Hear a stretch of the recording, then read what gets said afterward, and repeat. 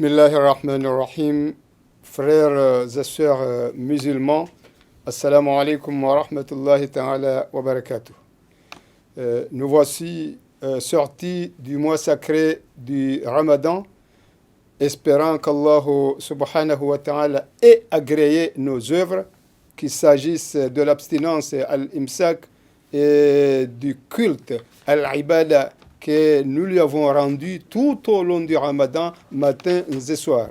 Mais il faut savoir que le Ramadan n'est pas le seul mois recommandé. Tout au long de l'année, il y a de nombreux jeûnes, des jeûnes surrogatoires. C'est l'objet de cette émission aujourd'hui, toujours en compagnie de vos invités habituels, à savoir les deux khatib imam, Oustad Hussein Mohamed Dahlan, salam alaikum, et Oustad Bilal Sadiq Mbapan, salam alaikum. Et voilà, monsieur Dahlan, je commence avec vous. D'abord, parmi les jeûnes surrogatoires, il y a un qui intervient tout juste au sortir du Ramadan, qu'on appelle Sitatul Shawwal. Il intervient le lendemain même de l'Eid el-Fitr, les 6 jours du mois Shawwal. D'abord, peut-on savoir, Dieu a institué ce jeûne surrogatoire. Quelle est la philosophie de ce jeûne qui intervient tout juste au sortir du Ramadan? Bismillahirrahmanirrahim, alhamdulillah, wa salatu wa salam ala rasulillah. D'abord, certainement, le fait de jeûner les 6 jours du Shawwal est basé sur le hadith du prophète Muhammad sallallahu alayhi wa sallam qui a dit Man sama Ramadana wa thumma atba'ahu sittan min Shawwal kana ka siyam ad-dahr. C'est lui qui a jeûné le mois de Ramadan et puis il a suivi 6 jours du mois de Shawwal. Kana ka siyam ad-dahr. C'est comme quelqu'un qui a jeûné toute l'année. Maintenant, quelle est la philosophie? Pourquoi le fait d'avoir terminé le Ramadan, on suit directement à jeûner le Sitatul min Shawwal? C'est parce qu'il y a des avantages. D'abord, il est possible à ce que le mois de Ramadan, lorsqu'on a jeûné le mois de Ramadan, il n'est pas évident qu'on a tout respecter les recommandations du mois de Ramadan. Peut-être on a fait une faute quelque part. Les règles nécessaires. Donc exactement. Donc les sunnahs, les prières, les jeûnes ou prières surrogatoires complètent les jeûnes obligatoires. Donc au moment où, lorsqu'on constate qu'il y a quelque chose qui n'est pas complet, donc les jeûnes surrogatoires vont compléter. Le prophète sallam a dit أول ما يحاسب به العبد يوم القيامة صلاته. La première chose qu'Allah subhanahu wa ta'ala va juger à l'homme, c'est sa prière. Donc si la prière est complète, est incomplète, Allah subhanahu wa ta'ala va voir, regarder s'il y a une prière surrogatoire pour compléter. Et la même chose, c'est pas seulement la prière, mais aussi les autres jeûnes. La même chose, le Ramadan. Lorsqu'on a fait le Ramadan et puis on a constaté que le Ramadan n'est pas complet, donc là, les prières surrogatoires, soit le Sitatul min Shawwal, la prière des 6 jours de Shawwal vont compléter. Non seulement ça, mais aussi ça engendre une continuité.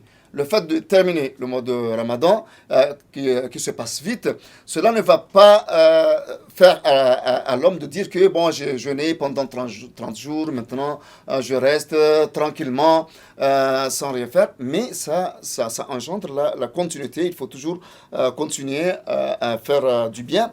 Donc, mais aussi, ça facilite aussi le fait de faire des bonnes offres, parce que lorsqu'on fait le Ramadan, lorsqu'on a jeûné, c'est pas seulement le mois de Ramadan, mais aussi même les jeûnes surrogatoires, on est obligé de s'abstenir des choses qui sont interdites.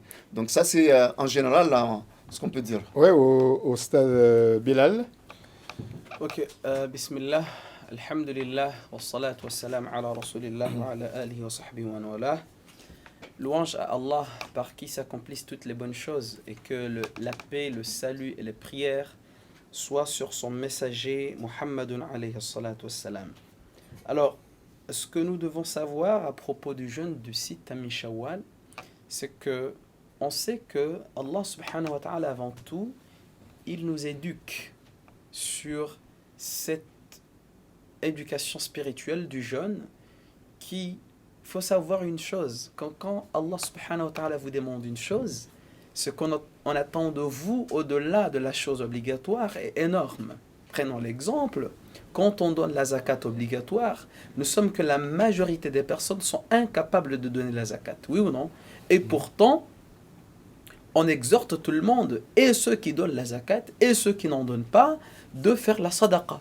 Ce qui montre que voilà, la sadaqa, et elle va compléter cette valeur comme nos prières de tarawih, nos prières de sunan al-nawafil, nos prières, donc chaque Le qabliya et le ba'diya. qabliya al-ba'diya, donc sont toutes des actions qui sont censées embellir, valoriser le travail qui est obligatoire.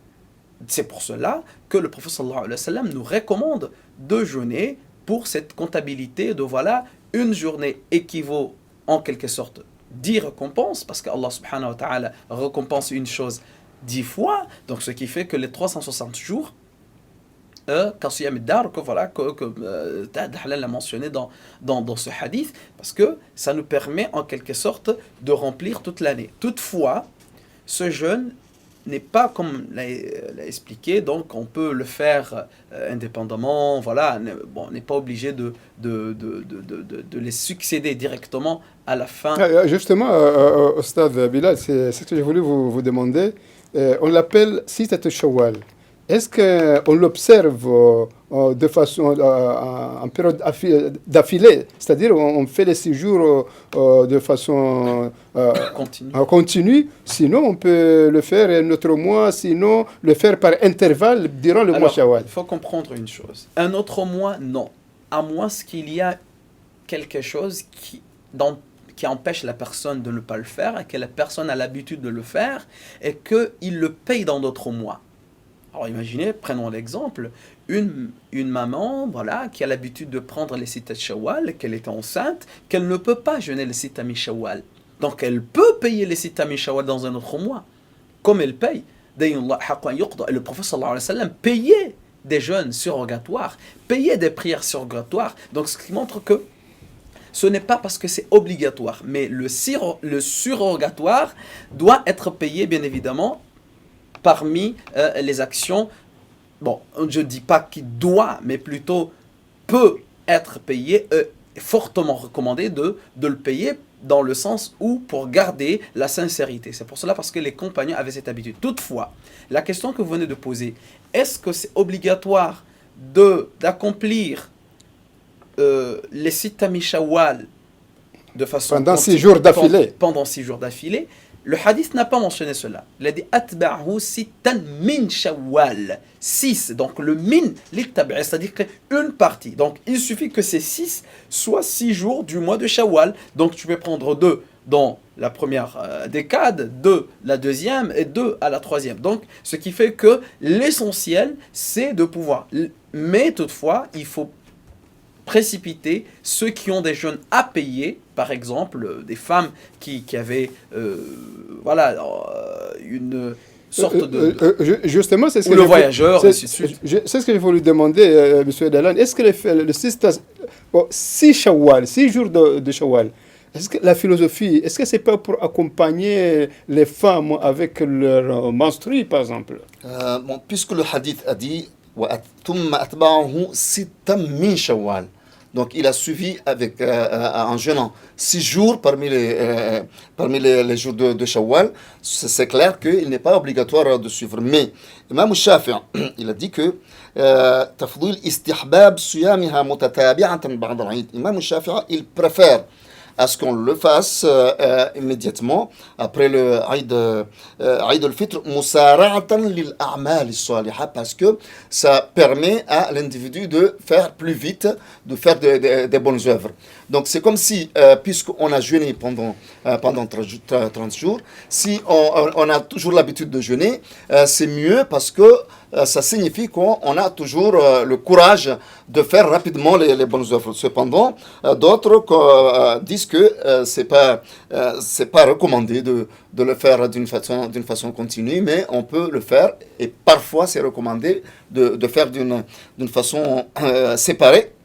Donc, mais ça se voit parce que normalement, si on observe l'expérience pour surtout des gens qui n'ont pas l'habitude de jeûner chaque semaine, chaque lundi ou jeudi, si on n'a pas jeûné les 6 jours de Shawwal, en général, il y a beaucoup de gens qui jeûnent, toujours on a une difficulté parce qu'on risque d'être invité ici par là-bas, mais aussi peut-être ça permet aussi d'accompagner au niveau de la famille s'il y a des femmes qui n'ont pas jeûné pour d'autres raisons pendant 6 jours, donc ça va permettre d'accompagner. Mais l'essentiel, c'est que de faire des efforts pour jeûner 6 jours parmi le mois 6 jours parmi le mois de Shawwal, même si on jeûne chaque lundi, par exemple, si on jeûne lundi et jeudi, dans 3 semaines, donc on termine les 6 jours de Shawwal. J'imagine, monsieur Bilal, le fait de sortir du Ramadan et puis continuer à faire le 6 Shawwal, la haute récompense de ce jeûne surrogatoire. Alors, en réalité, on ne peut pas, disons, en fait, l'islam, c'est quelque chose de précis. L'islam ne donne pas un champ libre dans certains, surtout tout ce qui est spirituel, de vouloir dire que voilà, c'est comme ça. Mais l'essentiel, c'est que il y a une règle de base que celui qui précède dans toute chose est mieux que celui qui vient en dernier. Bon, c'est une règle de base. Donc, la notion du concours, la notion de se presser pour accomplir les bonnes œuvres est une notion fondamentale dans l'islam. Donc, bien évidemment, c'est lui qui prend l'initiative de jeûner de façon continue, n'est pas, parce que déjà un jeûne continu n'est pas comme un jeûne, disons, éparpillé. Pourquoi? Parce que tout simplement, prenons l'exemple, quand Allah subhanahu wa ta'ala voulait placer la punition, par exemple, d'une personne qui a rompu, voilà, qui par exemple, qui s'est couché avec sa femme durant le mois de Ramadan, eh ben, la punition qu'on lui donne, c'est de jeûner 2 mois successifs. Donc, c'est-à-dire pour de jeûner 60 jours, pourquoi pas? De jeûner 2 mois, mais pourquoi successifs? Parce que dans la difficulté et l'endurance, il y a toujours une récompense spécifique aux croyants que c'est lui qui cherche la facilité. Donc peut-être on va pas dire que le prophète a décrété un texte pour dire voilà, c'est lui qui fait cela en premier à ceci par rapport aux autres. Toutefois, si on veut rentrer dans les principes de base et les bases du concours, les bases de la recherche de la perfection dans l'adoration d'Allah subhanahu wa ta'ala, on voit bien évidemment que le fait de se donner en premier est quelque chose de bien. Très bien, voilà.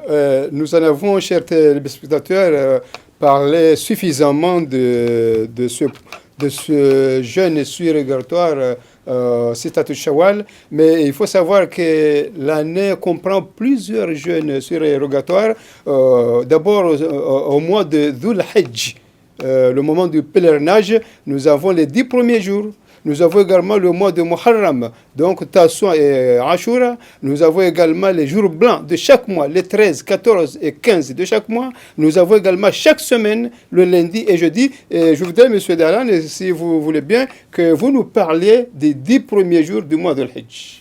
Oui, les 10 premiers jours du mois de l'Hajj sont très importants parce que le prophète sallam a dit dans un hadith que durant ces 10 jours, mal amalu fi ayyamin afdala minha fi hadhihi, qalu wala al-jihad, qala wala al-jihad.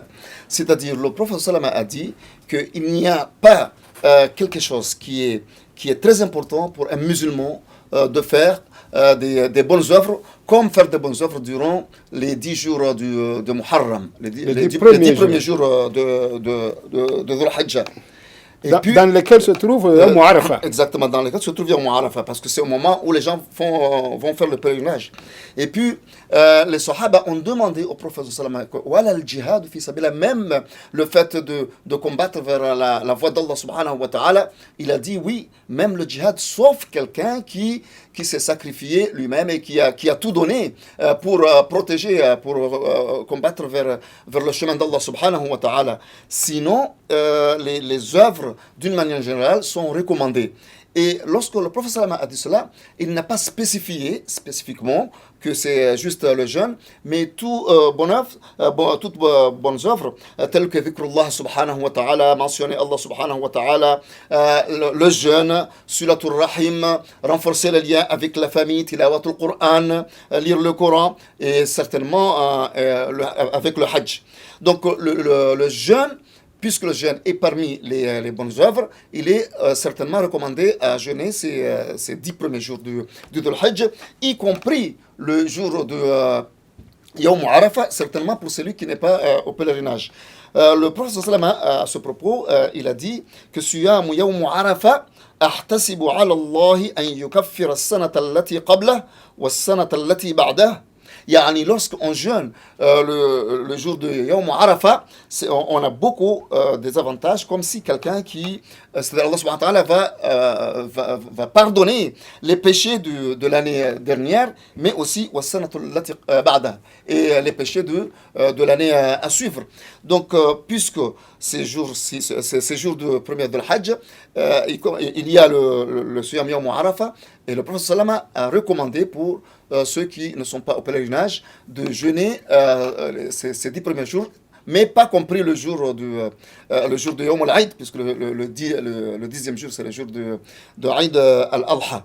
Donc, c'est à partir de là qu'il est recommandé de jeûner ces 10 premiers jours. Au stade Bilal, nous avons un chapitre du Coran qui nous dit tout au début Wal Fajr, Wal Layalin Ashr, Wal Shafi' Wal Watr, Wal Layli Idha Yasr. Je pense que la plupart des musulmans, bon, nous les Comoriens peut-être, on a tendance à oublier ces 10 premiers jours et puis ne faire que Yawm Arafah.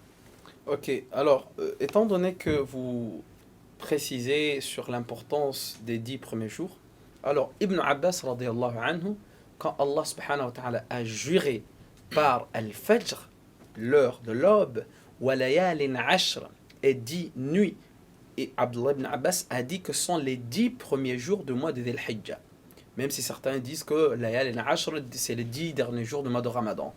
Toutefois, alors, pour différencier un peu les deux, c'est que le prophète sallallahu alayhi wa sallam a dit Ma min ayyam. Ayyam, c'est jour.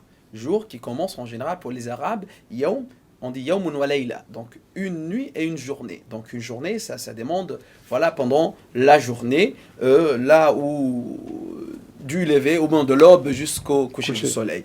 Toutefois, la nuit, donc ayyam, afdalul ayyam, dans afdalul layali, les meilleures nuits, c'est les 10 dernières nuits de mois de Ramadan, mais les meilleurs jours, ce sont les meilleurs jours, c'est les premiers jours les 10 premiers jours du mois de Dhul Hijjah. Ce sont les 10 premiers jours du mois de l'année. Parce que, voilà le djihad, vous imaginez, vous imaginez un peu que c'est lui, les martyrs qui sont partis dans des conditions de défense ou de conditions de guerre légale, proprement dit, contre des ennemis, et que cela a été fait dans des conditions comme je l'ai expliqué. Alors, celui qui fait cela, il n'a pas la récompense de celui qui se donne à adorer. Vous imaginez un peu? Donc nous avons l'habitude, peut-être chacun pense, voilà, si au moins je meurs martyr pour ma nation ou bien pour défendre.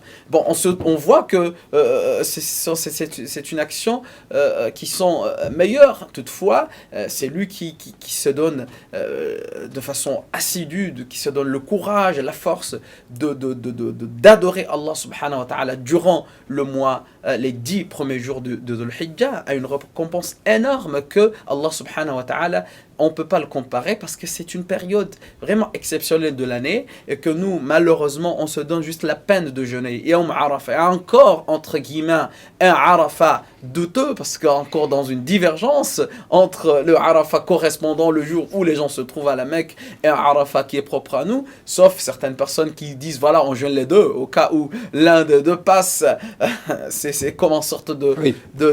Donc l'essentiel, c'est que j'aurais précisé que l'importance, avant, disons, seulement des 10 derniers jours, c'est que donnons-nous la peine de comprendre que le prophète sallallahu alayhi wa sallam donnait cette éducation aux gens parce que le saum, le siyam est quelque chose de bien dans le sens où ça éduque spirituellement l'homme sur la manière de se comporter, sur la manière de se tenir, sur la manière de craindre le Seigneur, sur la manière de bien agir envers l'autre, que c'est une bonne chose. C'est pour cela que les récompenses du jeûne, kullu amal ibn adam lahu, toutes les actions de l'homme sont pour lui, illa sawm, sauf le jeûne, fa innahu li ana dizibi. Ah oui, Donc oui. nous devons toujours recommander. Oui, oui, toujours au stade Bilal. Maintenant, après Shawwal, après Dhul Hajj, nous atterrissons au premier mois musulman, à savoir Muharram. Muharram avec deux jeûnes surérogatoires, Tasu'a ou Ashura.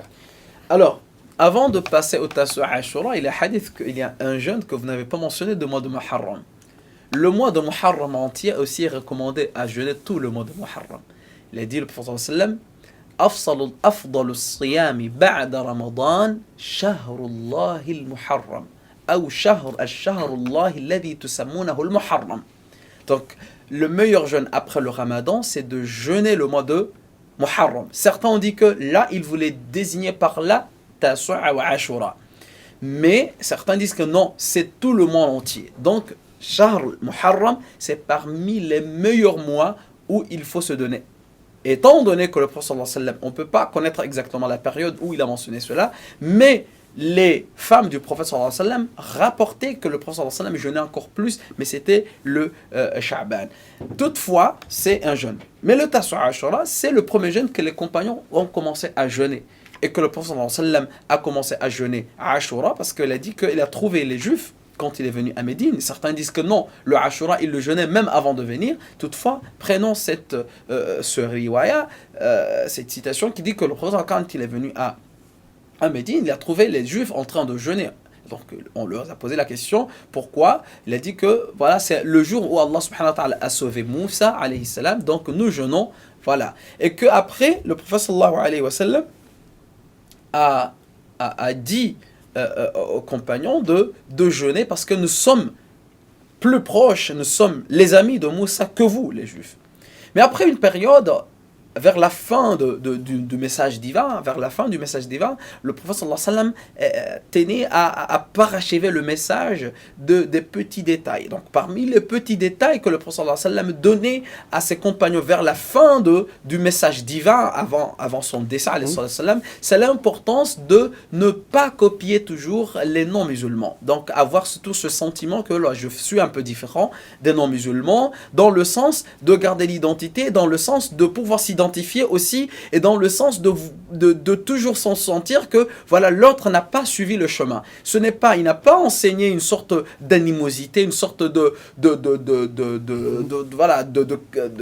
comment dirais-je, de mal agir à des innocents, mais plutôt ce sentiment de al-bara, de se sentir que voilà, il y a une sorte de barrage spirituel entre nous et les non-musulmans. Donc il enseigne. Et les compagnons ont demandé à Rasulallah, nous on jeûnait à Ashura et que les Juifs jeûnent aussi à Ashura, et tu nous as recommandé d'essayer toujours à être contraire à ce que les Juifs font. Il a dit que si je reste vivant jusqu'à l'année prochaine, je vais jeûner le Tasa'. Et le prophète sallallahu alayhi wa sallam n'a pas jeûné Tasu'a. Le prophète sallallahu alayhi wa sallam, il a prononcé qu'il va jeûner à Ashura, mais il est décédé avant de le... Il a émis l'intention. Voilà, il a émis l'intention publiquement qu'il va le jeûner, mais il n'a pas jeûné, il est décédé avant que... parce que comme je vous ai expliqué, les recommandations de ne pas copier, de ne pas faire le tashabbuh, ce sont des recommandations, des messages qui sont venus à la fin de la vie du prophète sallallahu alayhi wa sallam. Oui, au Stade Dahlan, merci M. Bilal. Au Stade Dahlan, en quelques mots, le mot Tasu'a Ashura, parce que le temps que nous imparti ne permet pas de plus. Je n'ai pas en réalité beaucoup à ajouter sur le Tasu'a et Ashura, mais déjà ça se voit que le Tasu'a Ashura, c'est le mois de Muharram, alors qu'on avait parlé du mois de Dhul Hajj. Donc cela signifie qu'un musulman doit toujours envisager à jeûner les jeûnes surérogatoires qui sont ouvertes. Il y a des jeûnes qui sont spécifiés à un moment déterminé, comme on a expliqué le Tasu'a et la Ashura. Justement, qu'est-ce que vous nous dites à propos des jeûnes du mois? Parce que parmi les meilleurs mois de l'année, c'est également Rajab. Oui, Rajab, certainement. Le mois de Rajab, c'est tellement important parce que c'est parmi Al-Ashhur al-Hurum. Allah subhanahu wa ta'ala dit dans le Coran إن عدة الشهور 12 شهرا في كتاب الله يوم خلق السماوات والأرض منها 4 حرم. C'est-à-dire parmi les 12 mois. Est-ce qu'il y a dans Rajab? Il y a 4 mois qui sont des mois qui sont qu'Allah subhanahu wa ta'ala a valorisé ces mois. Parmi ces mois, c'est le mois de Rajab. Donc il n'y a pas une prière ou bien disons un jeûne spécifique pour le mois de Rajab, mais certainement le fait de jeûner durant le mois de Rajab, c'est important, c'est recommandé, sans pour autant spécifier une journée quelconque, par exemple le 27e jour du mois de Rajab. Mais l'essentiel, c'est de savoir et considérer que le mois de Rajab est parmi les mois Ashhur al-Hurum qui sont bénis par Allah subhanahu wa ta'ala. Mais qu'est-ce que vous nous dites à présent de 3 jours de chaque mois, les jours 13, 14 et 15, que nous n'avons pas l'habitude de le faire? Le prophète sallallahu a dit Suyamu thalathati ayyamin min shahrin suyamu dahr. Le fait de jeûner 3 jours chaque mois, c'est comme si on a jeûné toute l'année. Wa hiya ayyamul bid. Et ce sont les jours blancs qui sont Sabihat 13, 14 et 15, le 13, le 14 et le 15 de chaque mois lunaire. Bon, nous terminons avec Ustad Bilal en un mot le lundi et le jeudi de chaque semaine. Le lundi et le jeudi, donc le prophète sallallahu alayhi wa sallam nous avait l'habitude de jeûner le lundi et le jeudi pour 2 raisons. La première, pour le lundi, il a dit Yawmun wulidtu fihi, c'est le jour où je suis né. Et il y a un hadith autre qui dit que c'est le jour aussi où nos actions sont, disons, exposées au Seigneur. Et quand Allah subhanahu wa ta'ala pardonne après avoir reçu, disons, les actions des serviteurs pour pouvoir accorder le pardon. Donc le prophète, le jeudi aussi, il a dit que c'est le jour où les actions, ça c'est fixe dans le hadith, que le jour où les actions des êtres humains, ils sont exposés devant Allah subhanahu wa ta'ala, que lui accorde le pardon, les actions de la semaine. Donc Allah subhanahu wa ta'ala, il va les observer. Donc, j'aurais aimé que Allah subhanahu wa ta'ala, mes actions soient placées, soient montrées, soient exposées à Allah subhanahu wa ta'ala, et je suis en étant jeune, ce qui me permet d'avoir le pardon divin. Et voilà, mesdames et messieurs, frères et sœurs musulmans, la fin de cette émission. Vous avez compris qu'après le Ramadan, tout au long de l'année, nous avons des jeûnes surérogatoires presque dans plusieurs mois. Donc, nous espérons que tout le monde désormais va pouvoir les observer. Et c'est ainsi que s'achève cette émission carrément sur le Ramadan. Wassalamu alaikum wa rahmatullahi ta'ala wa barakatuhu wa l'afwa minkum.